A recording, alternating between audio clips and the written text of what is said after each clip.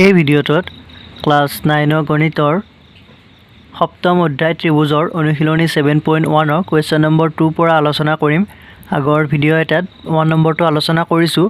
Question number 2টো আছে ABCD এটা চতুৰ্ভুজ য'ত AD is equal two BC আৰু angle DAB is equal two angle CBA। So প্ৰমাণ কৰা যে 1 নম্বৰত আছে ত্ৰিভুজ ABD সৰ্বসম ত্ৰিভুজ BAC সেইটো দেখুৱাব লাগিব। তাৰপিছত 2 নম্বৰত আছে BD is equal two AC, 3 নম্বৰত আছে angle ABD is equal two angle BAC। এতিয়া এনসাৰটো চাবা। এতিয়া টু সলিউশন মই চিত্ৰটো সাইডত ৰাখি লৈছো। এতিয়া আমি প্ৰশ্নটো যিখিনি দিয়া আছে সেইখিনি লিখি লম। সো দিয়া আছে given প্ৰথম ABCD চতুৰ্ভুজ এইটো। সো ABCD চতুৰ্ভুজৰ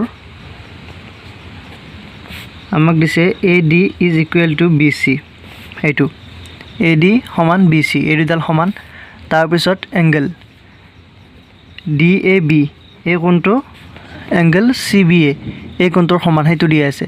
এতিয়া প্ৰথম আমি প্ৰমাণ কৰিম যে ত্ৰিভুজ ABD সৰ্বসম BAC, ABD এইটো ত্ৰিভুজ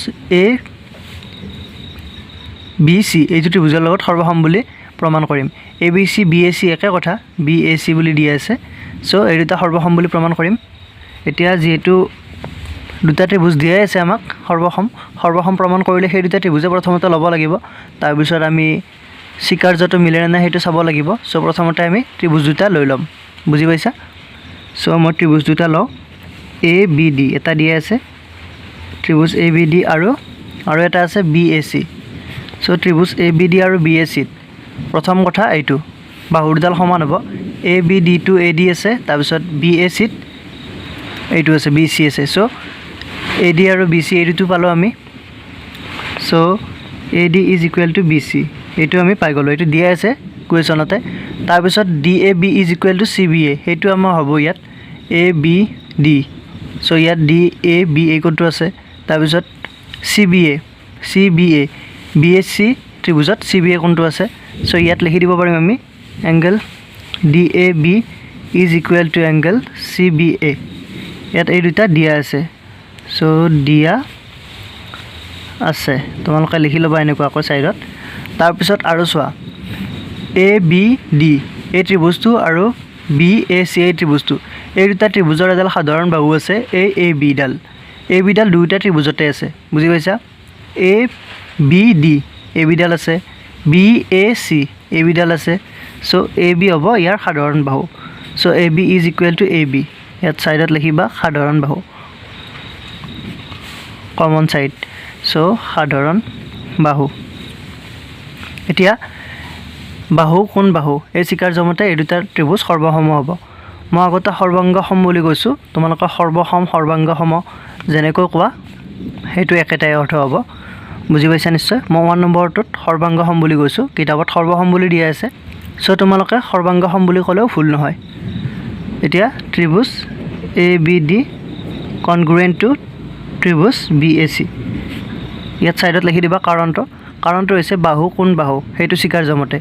সো বাহু কোন বাহুক স্বীকাৰ্যক ইংৰাজীত ছাইড এংগল ছাইড বুলি কয়, মই ইংৰাজীতে লিখি দিলোঁ SAS স্বীকাৰ্য মতে। তোমালোকে কিছুমানে ভাবিব পাৰা যে এইটো অসমীয়াত লিখিব লাগিব, ইংৰাজীত লিখিলে নম্বৰ নিদিব, তেনেকুৱা নহয়। কমেণ্ট বহুত আহে সেনেকুৱা, ক্লাছ 10ৰ ভিডিঅ'বিলাকত সেনেকুৱা ধৰণৰ কমেণ্ট আহিছে। অসমীয়াত লিখিব লাগিব বুলি কথা নাই, ইংৰাজীত এইটো লিখি দিব পাৰিবা তোমালোকে। সো SAS স্বীকাৰ্য মতে, বুজি পাইছা? এইটো আমি সৰ্বাংগসম পালোঁ। এতিয়া 2 নম্বৰত আছে BD is equal two AC। BD বাহু হৈছে এইডাল আৰু AC বাহু হৈছে এইডাল। এতিয়া BD আৰু AC সমান বুলি দেখুৱাব দিছে, এইটো সমান অট'মেটিকেলি হৈয়ে যাব, কাৰণ ABD আৰু BAC যিহেতু সৰ্বাংগসম ত্ৰিভুজৰ অনুৰূপ বাহুবিলাক সমান হয়, সেইটো তোমালোকে পাই আহিছা। সো CPCT মতে বুলি লিখি দিবা, CPCT মতে। CPCT কি সেইটো মই তোমালোকক কৈছোঁ। সো CPCT মতে BD is equal two AC, সকলোবোৰ সমান হৈ যায়। সো তাৰে BD আৰু ACও এটা। 3 নম্বৰটো ছেম হ'ব, এংগল ABD এই কোণটো angle ABD is equal to BAC। BAC হ'ব BAC এই কোণটো এই দুটা কোণ সমান দেখুৱাব দিছে যেহেতু ত্ৰিভুজ দুটা সৰ্বসম সো তোমালোকে লিখি দিবা CPCT মতে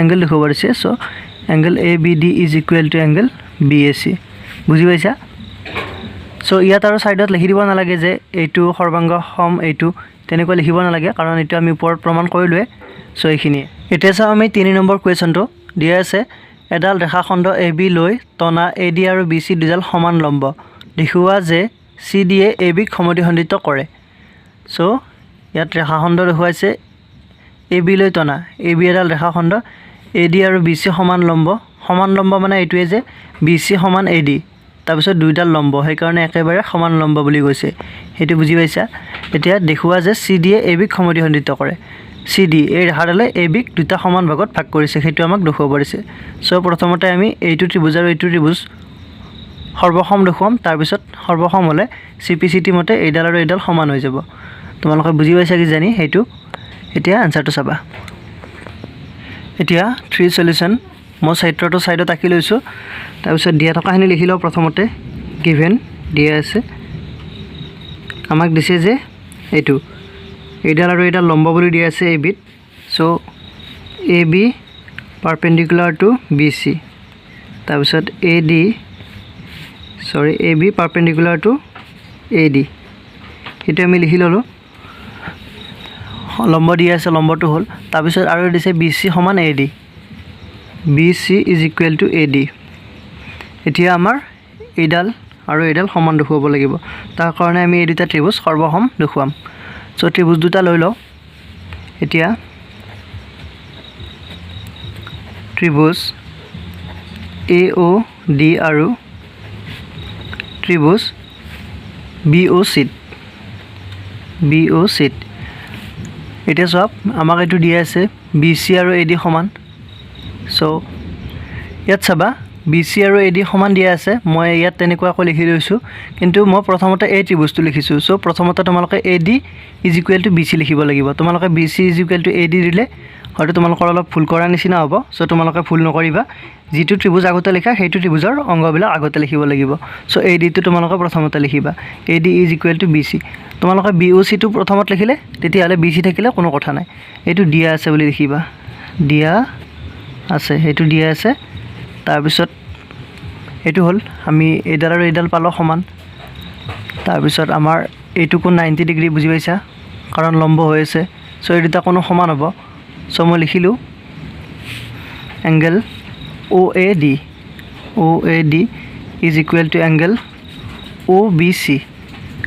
OBC যেহেতু লিখি দিবা তোমালোকে এইটো AB লম্ব BC তাৰ পিছত AB লম্ব AD এটো বুজি পালা এটো আৰু এটো সমান হল নেক্সট চাবা আমাৰ এইটো কোণ আৰু এইটো কোণ সমান হ'ব কাৰণ এই দুডাল ৰেখা AB এডাল ৰেখা আৰু CD এডাল ৰেখা ইহতে কটাকটি কৰিছে O বিন্দুত কটাকটি কৰিলে বিপৰীতিক যিবিলাক বিপৰীত কোণ থাকে সেইবিলাক বিপৰীতিক কোণ বুলি কয় এইবিলাক কোণবিলাক সমান হয় সো এইটো কোণ আৰু এইটো কোণ সমান হ'ব সো ইয়াত লিখি দিবা angle AOD is equal to angle BOC ইয়াত সাইডত লিখি দিবা কাৰণটো বিপৰীত কোণ বুজি পাইছা এতিয়া চোৱা বাহু কোণ সো কোণ বাহু এটা চিকাৰ্য পাইছো আমি সেই চিকাৰ্যটোক তোমালোকে এনেকৈ ক'ব পাৰিবা কোণ বাহু কোণ আৰু বা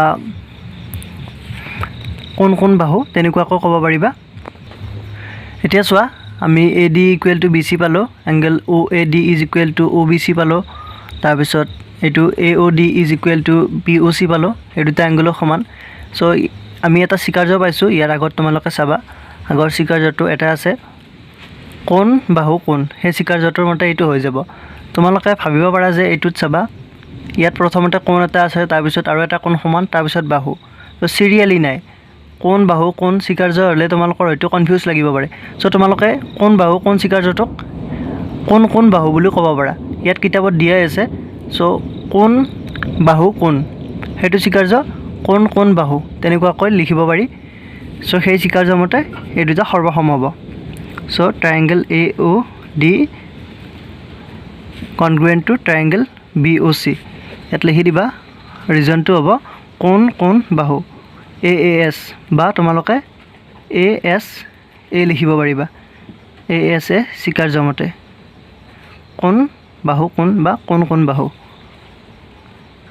চিকাৰ্য মতে বুজি পাইছা যেহেতু এইটো ত্ৰিভুজ আৰু এইটো ত্ৰিভুজ সৰ্বাংগ সম হ'ল সো ইহঁতৰ প্ৰতিটো অংগ সমান হ'ব সো এটাকে CPCT মতে এইটো আৰু এইটো সমান হ'ব AO is equal to BO হ'ব অৰ্থাৎ শেষত লিখি দিবা এটাকে আমাক যেটো দেখুৱাব দিছিলে CDA AB সমদ্বি খণ্ডিত কৰে এইখিনি সো আজি ভিডিওটো এইখিনিয়ে যদি ভিডিওটো ভাল লাগিছে লাইক কৰিবা কমেন্ট কৰিবা শেয়াৰ কৰিবা আৰু তোমালোক যদি মোৰ চেনেলটোত নতুন তেতিয়ালে চেনেলটো সাবস্ক্ৰাইব কৰি লবা থ্যাংক ইউ